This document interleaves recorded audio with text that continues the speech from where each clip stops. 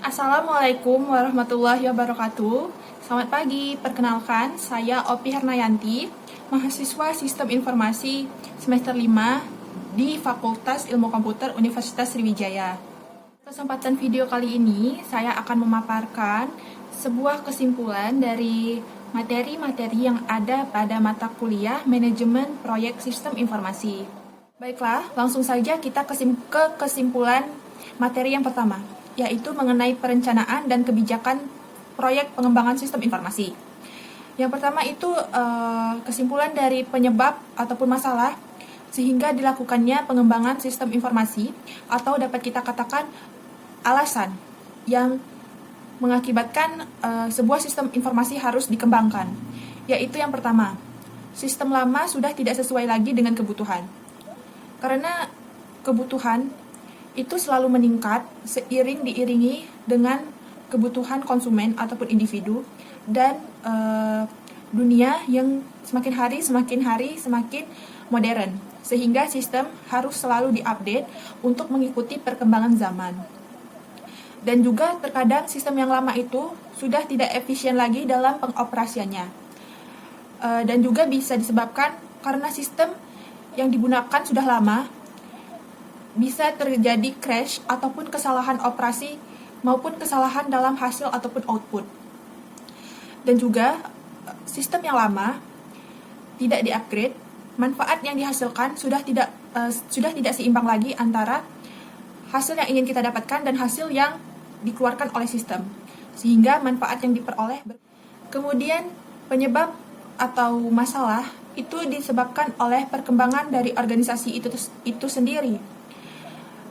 Bisa jadi kita organisasi tersebut memiliki kebutuhan informasi yang lebih baik, yang lebih banyak, lebih luas, dan jumlah data yang diolah meningkat, sehingga sistem pun juga harus ditingkatkan.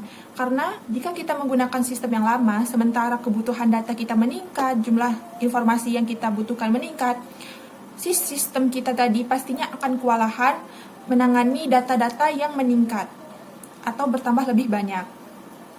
Dan juga pasti terjadi perubahan prosedur dalam kepengurusan organisasi ataupun prosedur-prosedur dalam mengolah data. Lakukannya sebuah pengembangan proyek sistem informasi pastinya untuk meningkatkan kesempatan usaha yang kita lakukan.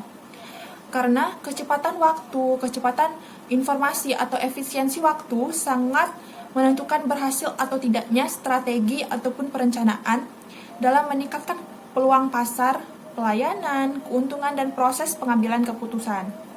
Maka, sistem yang kita update tadi, yang kita kembangkan, pastinya akan menjadi lebih cepat dalam mengolah informasi dan efisiensi waktu, sehingga itu sangat menguntungkan bagi usaha kita, bagi organisasi kita, seperti itu.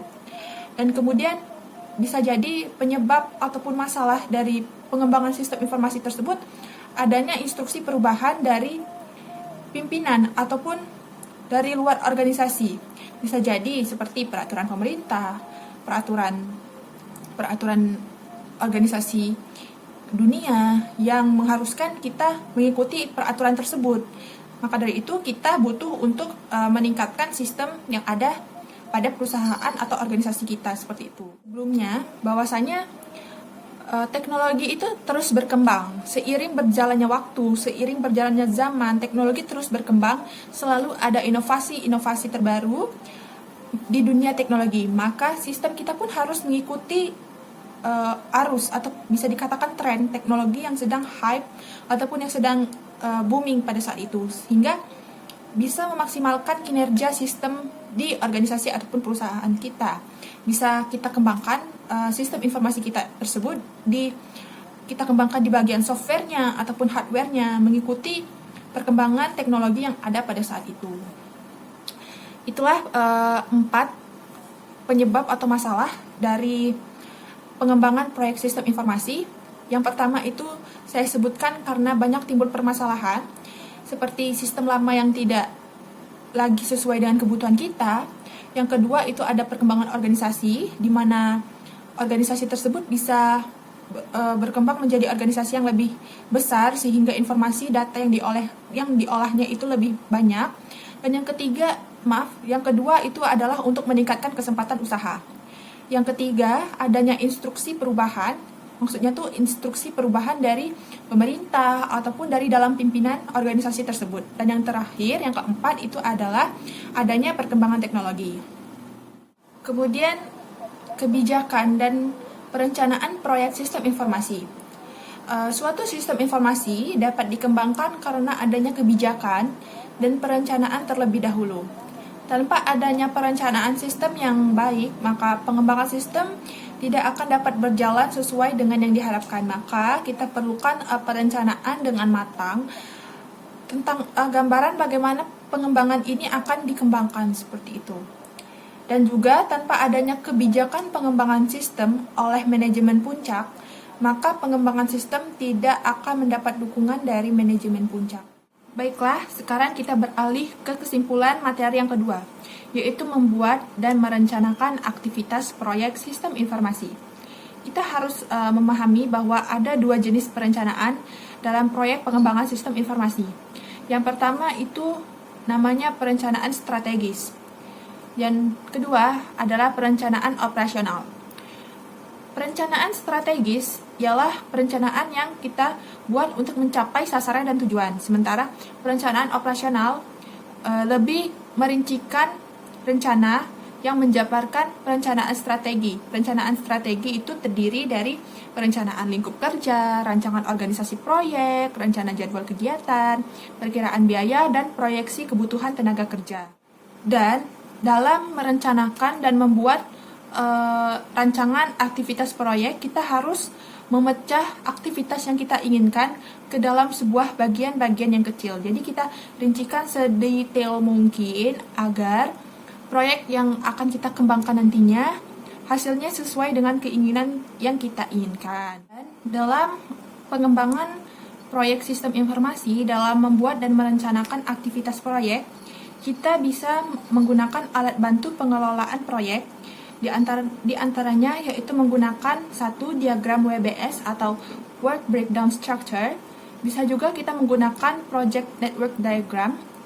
Yang ketiga bisa juga menggunakan program Evaluation and Review. Bisa juga menggunakan PERT atau program Evaluation and Review teknik. Yang kelima bisa menggunakan Critical Path Method. Dan yang terakhir kita bisa menggunakan Gantt chart. Itulah beberapa alat bantu pengelolaan proyek pengembangan sistem informasinya. Kita menggunakan WBS atau Work Breakdown Structure dalam membuat rincian proyek pengembangan ataupun membuat rincian aktivitas proyek pengembangan sistem informasi. Lalu apa sih Work Breakdown Structure itu? Work Breakdown Structure itu ialah sebuah penggambaran aktivitas kerja proyek dalam bentuk visual yang menggambarkan hal-hal yang akan dikerjakan.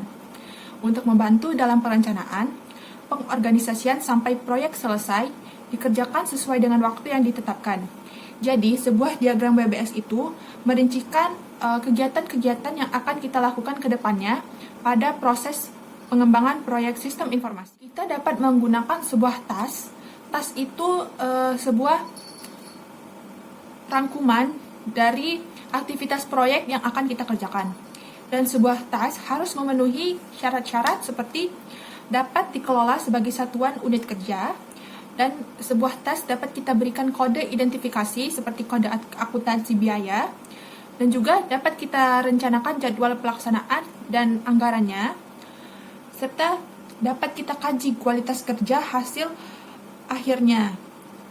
Dan juga bila diintegrasikan dengan SRK ataupun struktur rincian kerja yang lain akan menjadi lingkup proyek secara keseluruhan.